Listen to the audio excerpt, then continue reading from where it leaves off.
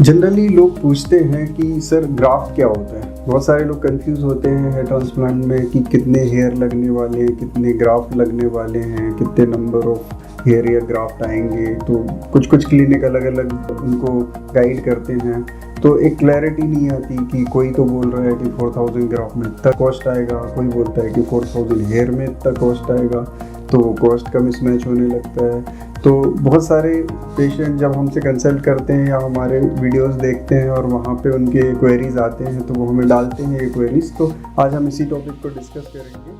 Hello, मैं doctor Ankit Kumar Jain, dermatologist and hair transplant surgeon. आज मैं आपको इन फैक्ट्स के बारे में बताऊंगा कि बेसिकली ग्राफ्ट क्या है।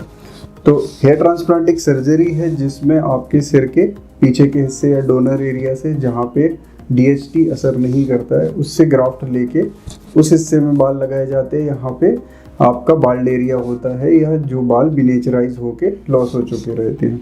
तो इस प्रोसेस से हम एक परमानेंट रिजल्ट पा सकते हैं। अब ये कैसे होता है? ये एक तरह से ग्राफ्टिंग है।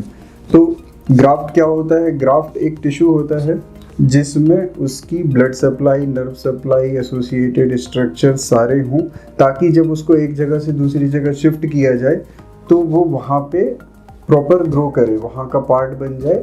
इसको ग्राफ्ट कहते हैं। जैसे स्किन ग्राफ्टिंग होती है, फैट ग्राफ्टिंग होती है, या हेयर ट्रांसप्लांट है। तो अलग अलग तरह की ग्राफ्टिंग में इस तरह से ग्राफ्ट यूज़ किया जाता है। तो हेयर ग्राफ्ट क्या होता है?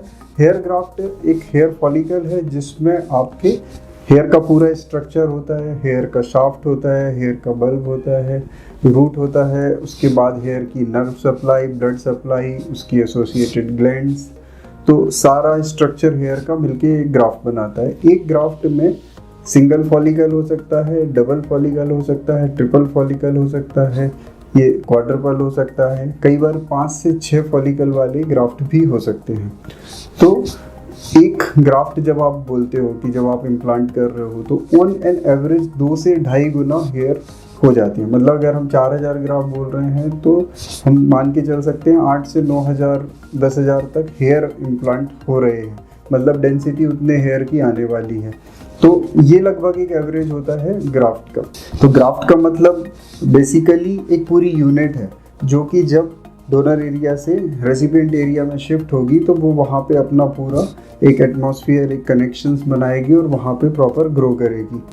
तो अब आपको थोड़ा सा इंसाइट मिला होगा कि हमें ग्राफ्ट पे मेन फोकस करना है, हेयर पे नहीं करना है, क्योंकि हेयर काउंट वेरी कर सकता है, ग्राफ्ट काउंट वेरी नहीं करेगा। अगर किसी के सिर में 4000 तो डोनर हेयर ग्राफ्ट लिए गए हैं तो ग्राफ्ट तो सेम ही रहेंगे 4000, बट सबका डोनर अलग होने के कारण हेयर काउंट चेंज हो सकता है। किसी के में सिंगल ग्राफ्ट ज़्यादा होंगे तो हेयर काउंट कम आएगा, किसी के में मल्टीपल ग्राफ्ट ज़्यादा होंगे तो हेयर काउंट ज़्यादा आएगा।